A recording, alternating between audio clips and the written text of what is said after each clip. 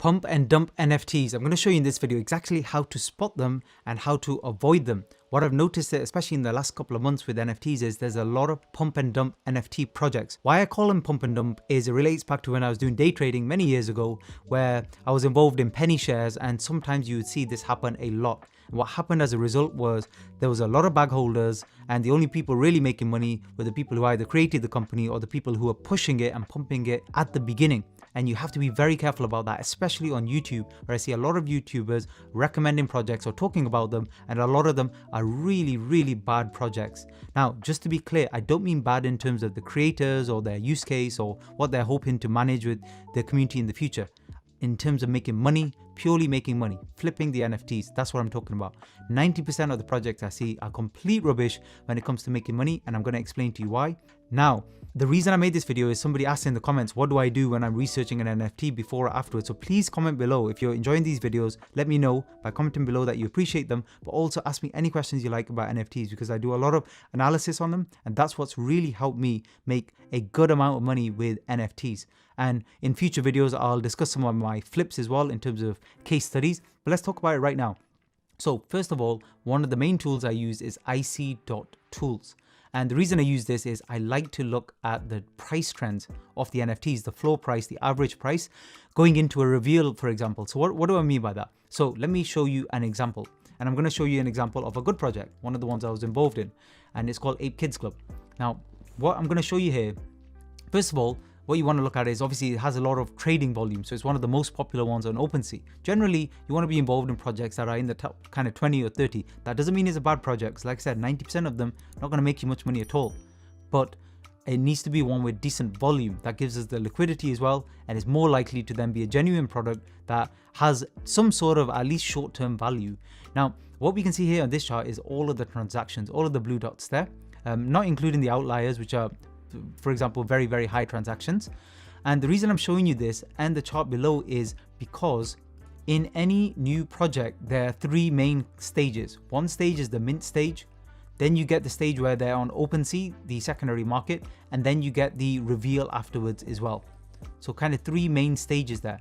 And you can actually flip and make money between any of these stages. Mint is where usually from their website, they're offering it to either a whitelist or people who've engaged with the community before, or it could just be a public mint. So you can go and buy them there, usually for a cheaper price. Gas fees tend to be expensive sometimes, but basically that's the first step. Then you'll see all of those ones available on OpenSea. And if you want to, you can sell yours. You can make a loss on it, you can make money on it. Generally good projects, they tend to automatically be in profit once they're on OpenSea, and the price shouldn't really drop below the mint price. So that's already a sketchy sign or a bad sign if you're seeing the price drop below. The next one is from the OpenSea, so secondary market. Many people will be buying, selling, selling, and then you get a reveal. Then you get a actually reveal. So people seeing what the actual images look like, what the NFTs actually look like, which image you actually got. And that's a period where a lot of flipping occurs, a lot of volume occurs afterwards, and then people are buying and selling, they're getting rid of their poor designs, they're buying more rarer designs, and that's a great opportunity to make money as well. But the most important take-home message actually in this whole video is this: in a very good project, you can see here, the average price, especially over the first week or so, because that's really where you make all the money. If you're flipping, you should be flipping short term over only a few days, sometimes even only 24 hours. You don't want to be holding these projects for weeks and weeks, because you can see here the volume dies down to the point where you won't make any money. The floor price dies down with it. So generally the price of your NFT will be trending downwards. I'm not talking about some of the original NFTs from many months ago that are so popular now everybody in the world knows about them. I'm talking about the ones we see in the last kind of 2-3 months or so, and the newer projects coming up. This is the trend I see. So the place to make money is in the first week.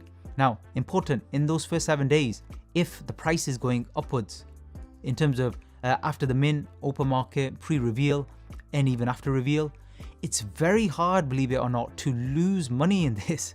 Very difficult, because here you could bought any Ape Kids Club, any design at all, and you would have at least doubled your money. You could have bought anything. You could have had no clue what you were doing, just randomly close your eyes, blindfolded, buy one, and you'd make money. But what's the difference?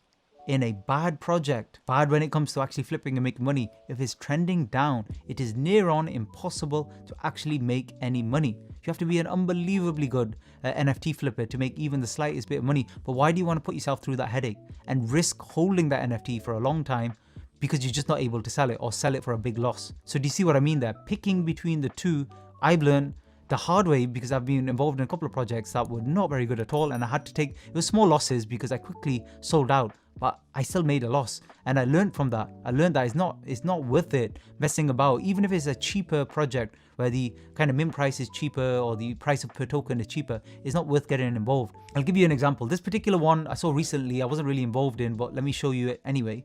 Just because the actual trend you can see very clearly. So this was Castle Kid. I think it was from 2-3 weeks ago.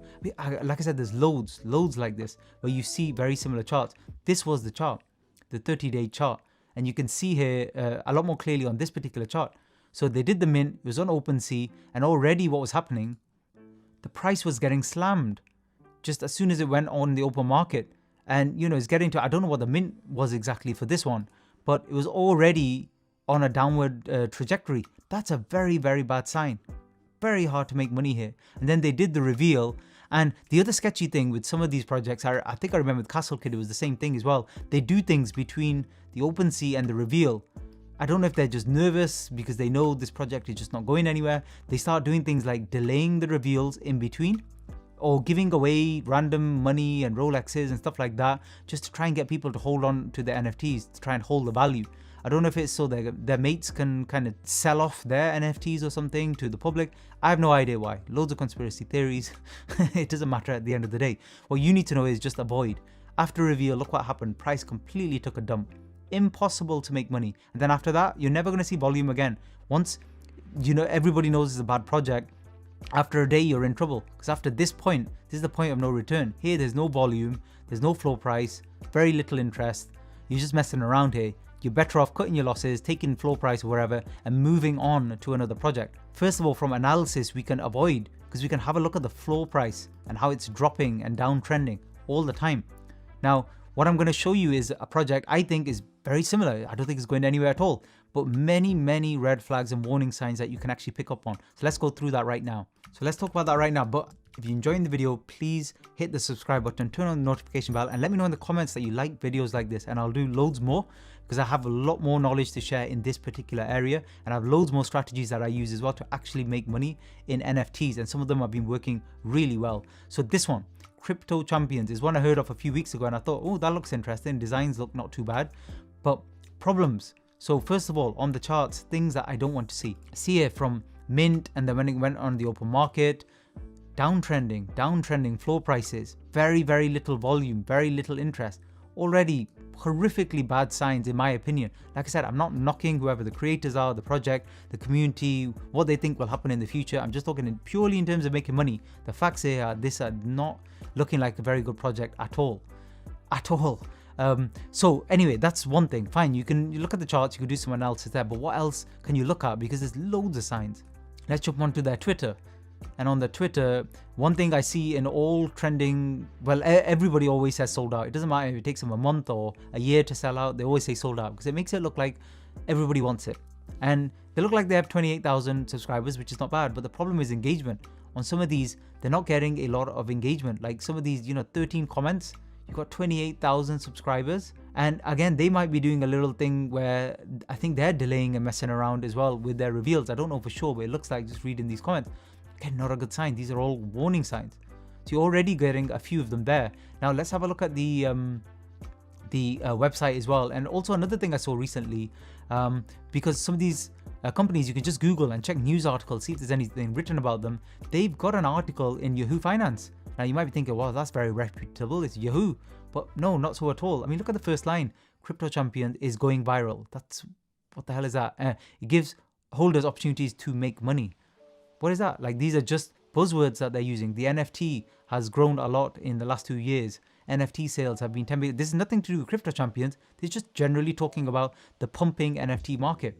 Again, worrying signs, because they're not talking about Crypto Champions in particular. And I feel that they have too big a collection anyway for the community size they have. And if you actually look, the design actually, first of all, you think, that's kind of cool. But if you look closely at it, it's not very good in my opinion. It's not very good kind of quality. It almost looks a bit pixelated almost. I've seen much better quality artwork than this. But anyway, they're saying that apparently that's not an enhanced version and blah blah blah, so that's fair enough. But anyway, let's have a look at their website. So from here I can click on their website as well, their official website, and immediately at the beginning looks kind of funky, looks kind of cool, kind of interesting. But then when you start reading stuff, you're like, what is this? I mean, they're just talking about giving away money to people. That's worrying in my opinion.